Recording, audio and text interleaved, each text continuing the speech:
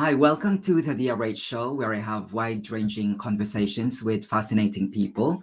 We talk about all things psychology, mental health, and wellness. Today, I'm joined by an author and public speaker, Madeleine Black. Thanks for joining me. Oh, you're welcome, Dennis. Thank you so much for inviting me on. It's a pleasure to be here with you.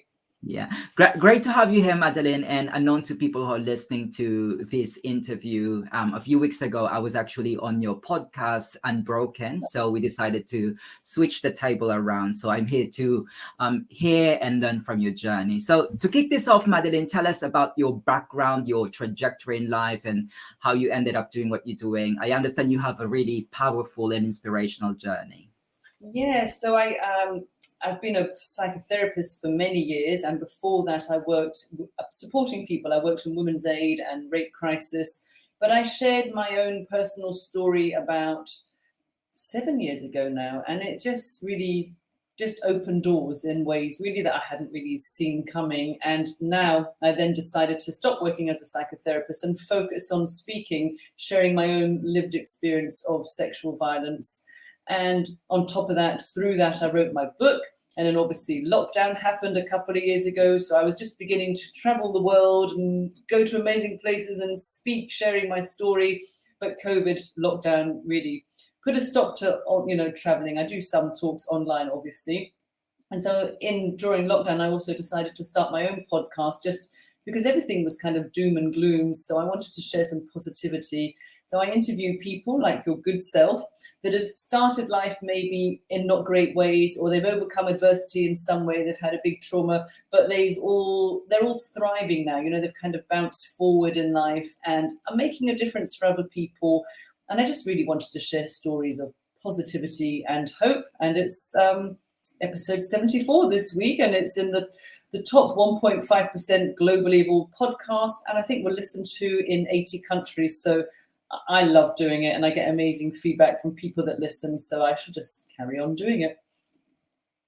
And thank you for having me on your podcast, Unbroken. It's really a good project for you to showcase the story of people who have, experienced adversity and trauma, and then managed to, find resources and managed to find support, and now they're in a slightly better condition. So I understand, Madeleine, that aside from your podcast, also at the core of what you do is the Forgiveness Project. So tell us more about this project and what are you trying to achieve with this one?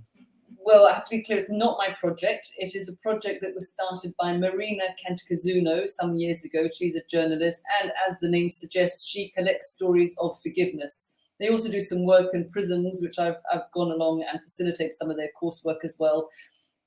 Really, I guess she speaks to people like me that have turned their pain into purpose and have chosen a route of forgiveness.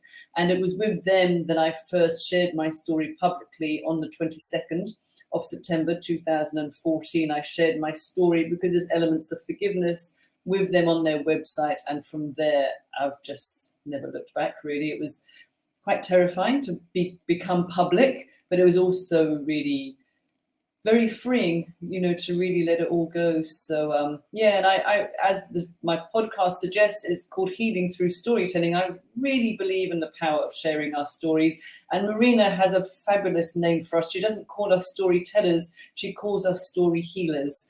And I think that just sums up the power that can happen when we share our stories, that there can be so much healing, not just for the storyteller, but for the one that's listening to the story, it resonates with them, or it gives them some hope, or it allows them to dig into their own resources. And they think, well, if he or she can do that, then I can do this as well. So yeah, it's a fantastic organization. I'm very honored and proud to be part of the Forgiveness Project family. And I stand corrected. You're part of it, but you're not the one who launched it. No. Thanks for correcting me, Madeleine. But let's focus on the forgiveness, the forgiveness aspect. Let's focus more on that. Now, it's already a cliche. We hear to forgive and to forget. It's easier said than done. But based from your experience, based from your own perspective, how do you think we can make forgiveness a smoother process? Because obviously, so for some people it takes longer. It's not so easy to forget, but for people who hold resentment, for people who hold grudges, how can we make it an easier process? you know what? I think it's your own personal journey with it. I never intended to forgive these two men. They had raped me when I was just 13. I was determined I was going to hate them for years. In doing that, I paid a price. So I was filled with resentment and anger and bitterness and sarcasm. Yeah, I was horrible. I really wasn't a great person. And I was also, you know, affected my well-being, my family, my husband. I was always on edge. And forgiveness came really by surprise. I never intended to forgive them. I call myself an accidental forgiver. And even though my story is about forgiveness, I want to make it clear I'm not a preacher of forgiveness. I don't tell everybody that in order to heal, there's only one way. You have to forgive. There's many paths to healing, and we all have to choose our own path. And this was the path that I chose. But for me, when I decided to forgive them, you know, it just brought in peace, really. And to come from where I was at, filled with rage and anger, to sit in a more peaceful, accepting, understanding place where I could let go of all the stuff that had hurt me and disappointed me in the years. My life is so much easier now. So yeah, it was the key that unlocked all of that, the key to my freedom, really. But you have to, I guess, build your intention. If you really want to forgive, you know, ask yourself, what will happen if I forgive? What will happen if I don't forgive? What do I expect from this outcome? But yeah, for me, it's been liberating. It really did set me free. Absolutely. Because it cut everything that linked me to them as well, you know. And I also, I guess, to be honest, them, and it's never about forgetting, because I'll never forget the act of rape, because it is a total violation, not just on my body, but my mind and my psyche. But forgiving them, you know, it just cuts the chains that links me to them. And I really started with forgiving myself first, because I was just a naive 13-year-old girl that went out on a night that just went really badly wrong. Absolutely. And for those who want to have a bit more context with your experience and the process of forgiveness, I'll put the link to your TEDx talk. Just to carry on, Madeleine, would you say that repentance is necessary for forgiveness? You know, actually, I don't think so. I didn't need them to go to prison, because I never reported it. I didn't need to sit and meet with them and for them to tell me they were sorry. I didn't need them to write me a letter, or, you know, I've never seen them again from that night. It was a decision I could make quietly in my heart. And it was never a decision made for them. It was always a decision for me, and my life, and the impact that had on my life, because they're going to do whatever they're going to do. You know, I had to really learn to realize the past is done. I can't change what happened to me in any way. I can heal from it and I can learn from it. But if I want to live my life with this constant weather over my head, I would be stuck. And for me, I didn't want that anymore. I was tired of being ashamed, being triggered, being affected, you know, impacting my well-being, worried people would find out. So really, the forgiveness was the journey for me. So I don't think we need, or for me, I didn't need any revenge or repentance from them in any way. Now, let's move on to a slightly different topic, Madeleine, because I understand, aside from your podcast, you also have a book by the same title, your very first book. So you've mentioned what Unbroken is for, but who's your target reader for your first book? You know, really, I just wanted to write my story down for myself. And then I thought, you know, maybe if I had read a book like this when I was struggling to heal, which took many, many years and loads of therapy, it would have helped me. I think it would have given some hope. So I guess it's for anyone, not just someone that's experienced sexual violence or abuse, but for anyone that's really struggled to move through trauma, because you know, it's not just obviously that one night that affects us, it's the ripple effect of what that trauma does once it affects our mind and our body. And to show them that the healing path is not linear. You know, it's not a straight path. It's forward a bit, backward a bit, forward a bit, backward a bit. Okay, you know, there's no easy journey to healing, but it's very possible to heal, and it's very possible to have a great life. So I just wanted to show anyone that was struggling, whatever the situation, wherever it came from, that we can actually get through anything with the right support and the right help and the right attitude. We can, because I think that none of us are broken beyond repair. Absolutely. And will you be writing another book? And if so, what will it be about? Yeah, good question. I never ever intended to write one book, and I never finished school. I don't have any English qualifications, so if I can write a book, anyone out there that's listening, you can write a book too. But at the moment, I don't feel that another book inside of me. I guess we never know. But when I wrote my book, literally, I became aware of all the words flying around in my head at night, and I would sit down at my Mac here and just write the words, and it was written in like 8 weeks. I had written 70,000 words. So I don't feel that happening inside of me. I feel that I use my words in another way, by speaking and by verbally spreading my message. But I guess, never say no. Exactly. Well, probably you could write a book about, having a TEDx talk or public speaking. Yeah. And of course, you don't really need to have an academic qualification to write a book. You can write from your own experience. You're expert by experience. Absolutely. Now, let's talk about your experience with TEDx talk, because I'm one of those people who are fascinated by people who are on TEDx talk. So, do you have any tips for aspiring speakers? If you want to do it, you just apply. I used to think you had to be invited, but you don't. You just apply. So I applied to TEDx Glasgow. It was only afterwards I discovered it's one of the top 10 most popular ones in Europe. So I picked a biggie anyway, a difficult one to get into, and I didn't get in the first time. And so then I applied the second time, and I was actually away. I was in Mexico, I think, for a friend's wedding in the days when we could. Emails said, "Oh, we'd love to see you for a second interview or a first interview. Can you come back and prepare a talk? You've got 5 minutes." And it was in a few days' time, and I thought, oh my gosh, okay. So I went, and I've been telling my story for a few years already, so I was fairly confident. But I could see it was just me, and I walked into the room. There was like 7 judges, or the people that look after TEDx Glasgow, and I could tell by their faces. Some of them were with me, and some of them weren't with me. And afterwards, they told me, I was the most divided one. They said the way that she told her story, she was quite detached. And some of them said, but who are we to tell her how to tell her story? So they called me back, and we had this conversation. And it really made me think, where do I tell my story from? Am I still protecting myself? Am I still a bit holding myself back so I don't get too vulnerable? And basically, we had another chat, and then we had another Skype and another phone call. So it was quite a process to get through. And then they said to me, if you agree to work with a coach, will you speak for us? I said, absolutely. I would not turn that offer down.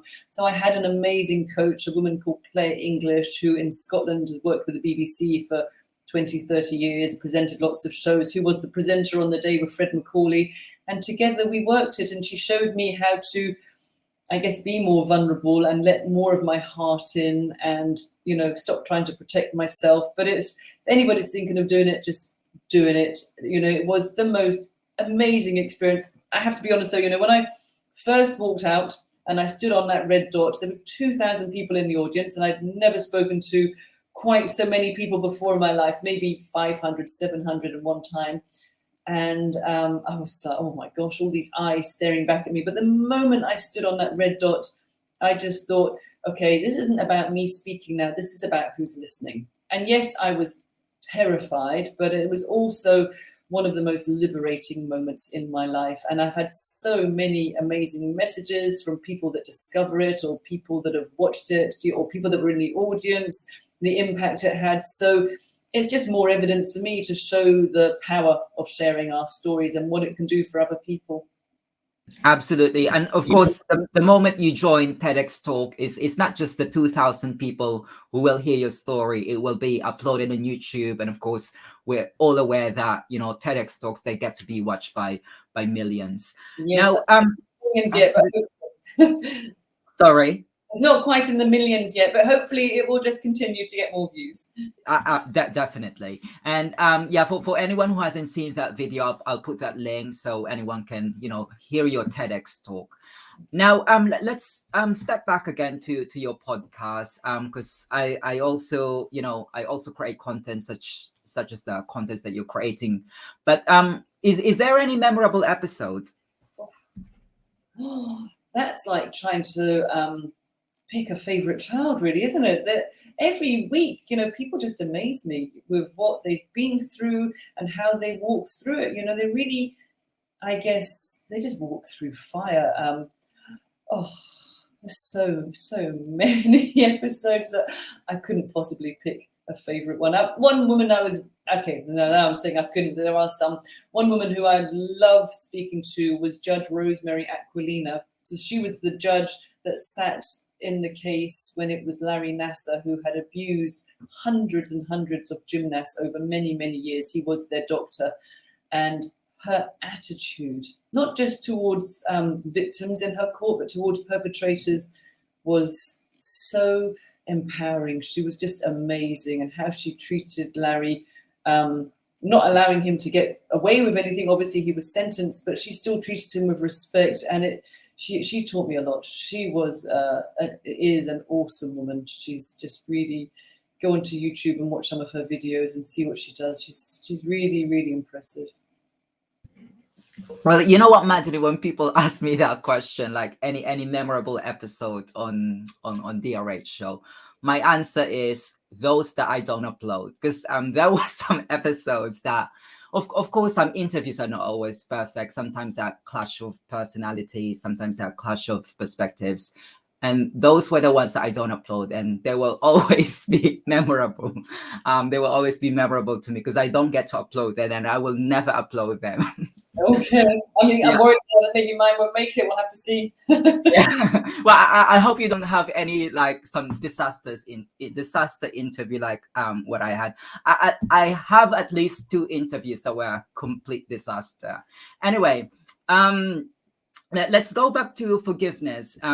Do you have any misconceptions about forgiveness? Because I understand that you talk to people about forgiveness, but sometimes we think that it's an easy process. But talking about forgiveness, are there any misconceptions that you could identify and sort of address those misconceptions? Well, the first one you just said, that it's an easy. People think it's an easy process. It is really not easy. It's very, very hard to let go and surrender to everything and to really accept stuff. That's the hardest thing for me. Forgiveness came through understanding. I went back to therapy when my eldest daughter was 13 because it triggered my memories. A lot of stuff that I had locked down just came to the surface, and really I thought I was just going mad.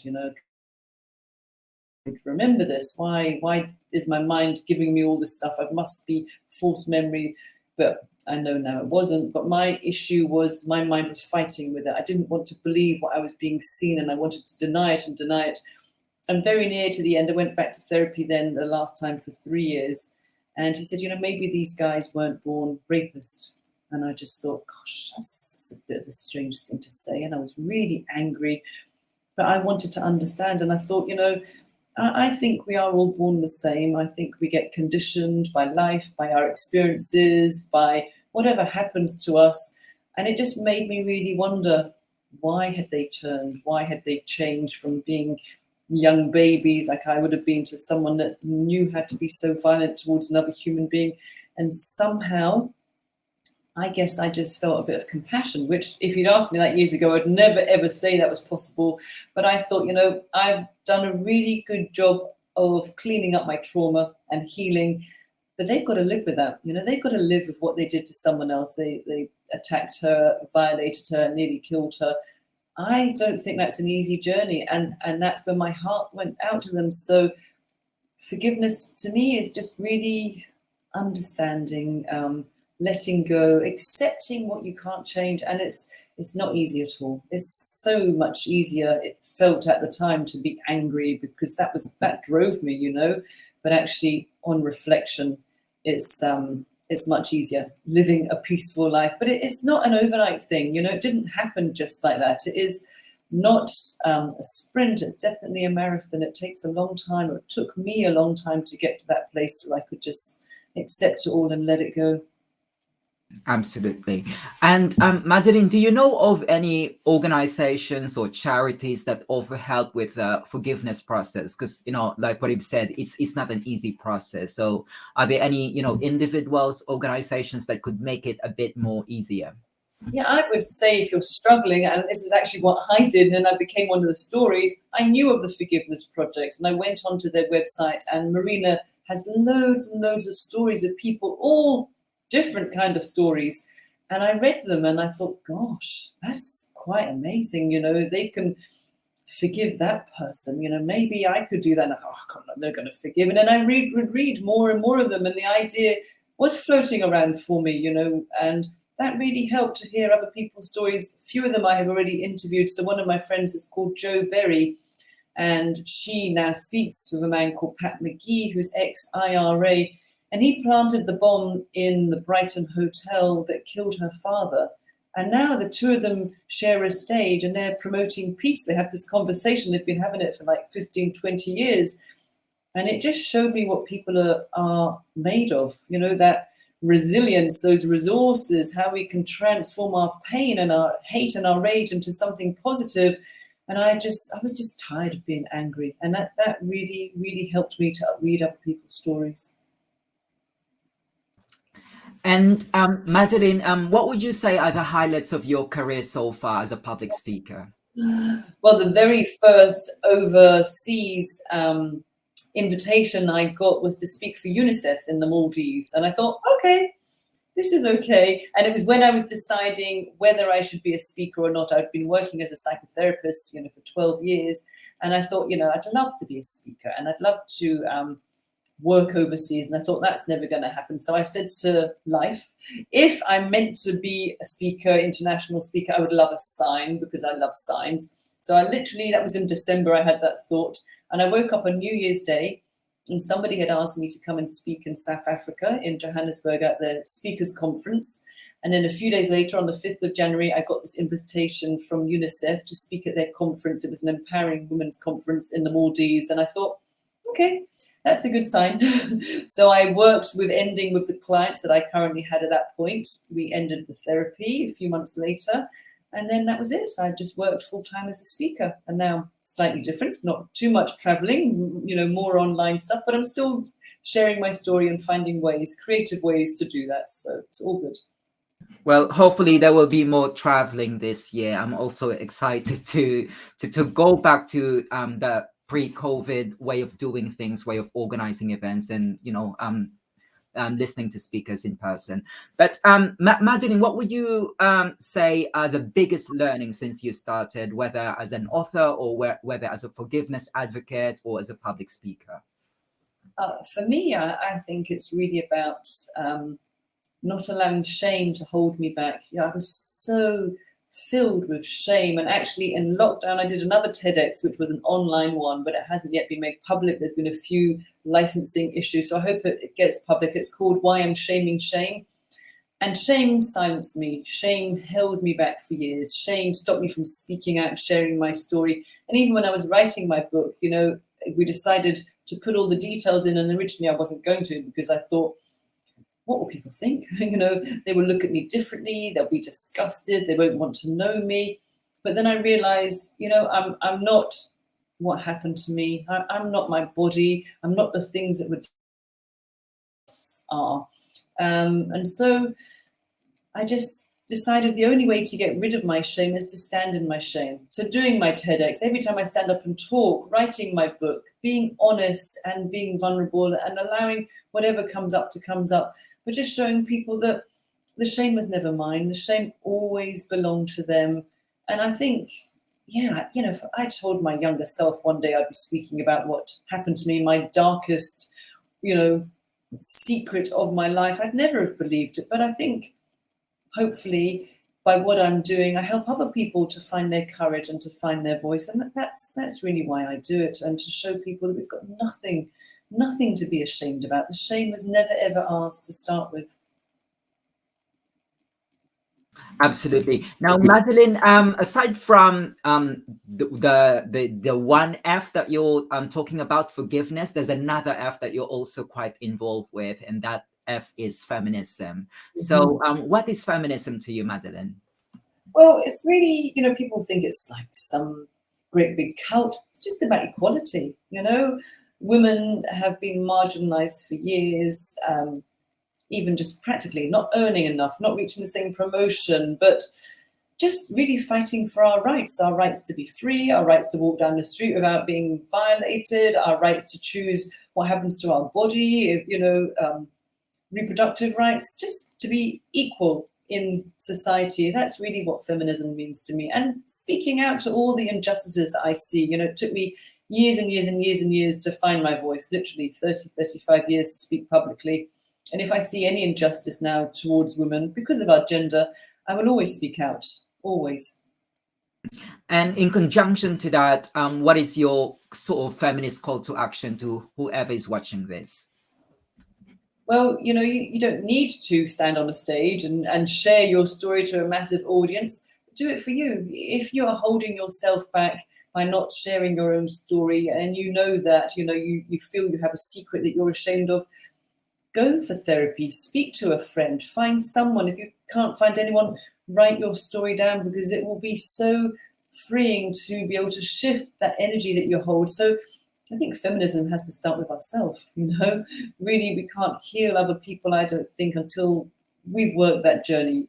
Yes, we can support each other, but I think to be able to stand on a stage or to do podcasts, I couldn't do this if I wasn't healed. And this has taken a lot of therapy, many, many years. So don't deny yourself the therapy, the support. I think the trauma tells us that we're not worth it, that, we don't really deserve the therapy. I did that for years. It's not going to get any better. But that's the impact of the trauma. And so you owe it to yourself to find your voice and get support, and then we can be stronger together. And is there a particular individual who has the greatest influence on your work?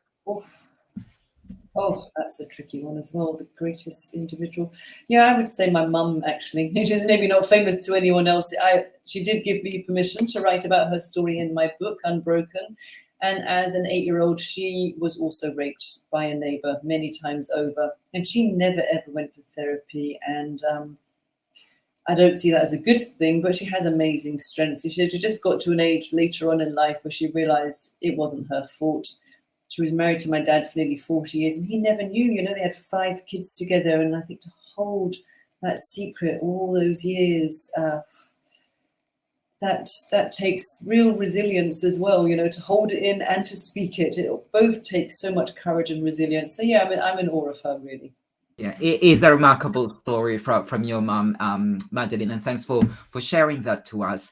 Now, Madeleine, if you were a public speaker or an author, what would you have pursued in your life? Oh, well, I started off life as a beauty therapist and a makeup and hairstylist, so I've got no idea what I would do. But I kind of I don't like to think what I would have done, because now I'm really, I guess I'm in the place where I trust life. I'd never have been a speaker and author all those years ago. I'd never thought that was something I could do, but life gave me opportunities. So I really just feel like I'm trusting life and seeing where it all goes.